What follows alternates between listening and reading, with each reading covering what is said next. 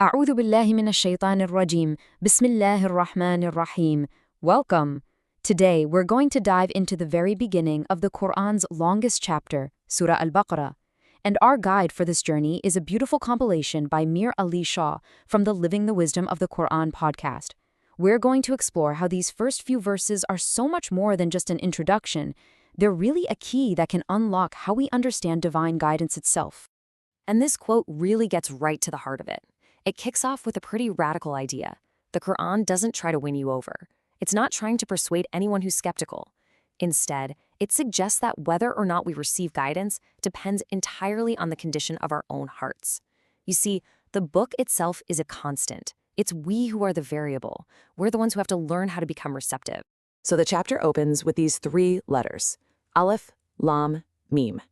These are what are known as the disconnected letters, and they appear at the start of several chapters in the Quran. Their ultimate meaning? Well, that's known only to God.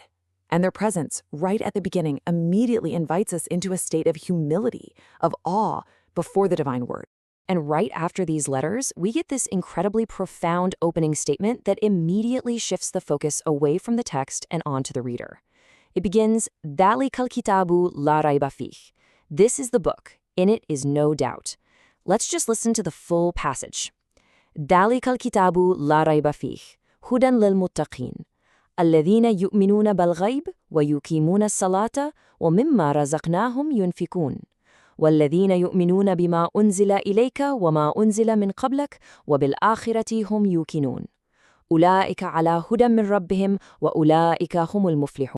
So what does all that mean? Here's the translation. This is the book. There is no doubt in it. It is guidance for those who are mindful of God, who believe in the unseen, keep up the prayer, and give out of what we have provided for them, who believe in what has been sent down to you and what was sent before you, and are certain of the hereafter.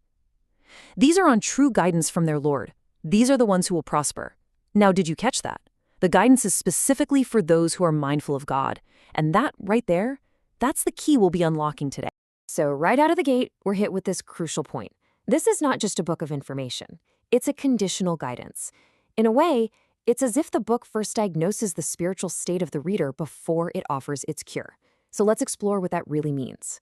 This is where the Quran just completely flips our usual thinking on its head. Normally, if we find something confusing, we assume the fault is in the text, right? But the Quran says very clearly there is no doubt in it. The great scholar al-Tabari explained this so well. He said this means any doubt we might feel doesn't come from the book. It comes from the state of our own heart. Okay, so how did the classical scholars unpack this? This brings us to what's known as the zahir, or the outer, more accessible meaning. They asked a really fascinating question. If the book itself is perfect and without doubt, then who exactly is its guidance for? And what they came to was this powerful consensus. You have al-Razi, who points out that guidance isn't just about getting information. It's tawfiq, a kind of divine grace that enables you to act. Then there's al-Qurtubi, who notes how the order of the words is so important. Taqwa, or God consciousness, comes first because our moral compass has to be pointing in the right direction before we can truly understand. It all leads to this brilliant conclusion. The Quran doesn't necessarily guide the most intelligent people, but the most spiritually prepared. Now, let's go even deeper. Beyond that outer scholarly meaning, there's the batin, the inner mystical interpretation of the Sufi masters. For them, these verses weren't just a statement of fact, they were a spiritual map. And this quote from al-Qushayri just captures the Sufi view perfectly. The Quran is like a limitless ocean. Think about it. How much water you can draw from it depends completely on the vessel you bring. How big is your cup? How clean is it? For the Sufis, these opening verses are describing that very vessel, the prepared heart. And this is how they mapped out that path of preparation. First, believe in the unseen. That's all about surrendering our ego's need to have intellectual control over everything. Second, keep up the prayer. This is the practical daily discipline of making space for the divine in our lives. And third, give from what we've been provided. This is so crucial. It's about releasing our attachment to material things. Because a heart that hoards, well, it just can't hear. Now, what is just so fascinating is that this ancient spiritual truth, that our inner state shapes what we can receive, isn't just some isolated idea. It actually resonates in some really unexpected places, from the symbolic world of numbers all the way to modern neuroscience. It suggests there's a universal principle at work here. So let's explore one of these echoes. There's an ancient system called abjad numerology, where each Arabic letter is given a numerical value. Now, this isn't about predicting the future or anything like that. It's more of a symbolic lens, a way to uncover deeper layers of meaning. So, what might this system tell us about the book? Okay, so if we take the letters that make up the Arabic words al-Kitab, which means the book, you can see here that each one has a value. We lay them all out, we sum them all up, and we land on the number 454. Now here's the cool part. In this kind of symbolism, you can reduce numbers to their essence. So you take 454. 4 plus 5 plus 4 is 13. And 1 plus 3 is 4. And symbolically, the number 4 has always represented stability, structures, solid foundations, like the four corners of a house.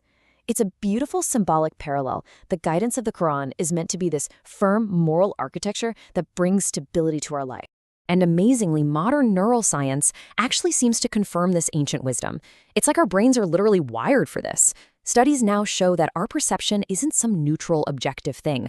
It's heavily shaped by our prior beliefs and our orientation.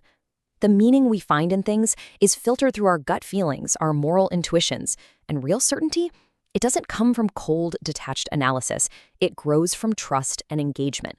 Without that readiness, clarity can actually feel threatening instead of illuminating. So after exploring all of this, the outer meaning, the inner meaning, even the echoes in science, the source material brings us right back to the only place that truly matters, our own hearts. It's time to turn the question inward. And this, right here, is the ultimate takeaway. The challenge these verses pose to us isn't an intellectual puzzle. It's a spiritual invitation. The question isn't, is this book true? The real question the book asks of us is your heart open?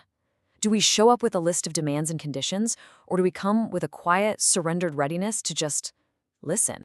And so we'll close with this beautiful supplication, this munajat from the source material. It's a prayer to quiet the ego and to allow the heart to become that receptive vessel that this guidance is looking for. O speaker beyond sound, still the noise within us. Let your book reach us before we demand to understand. Amin.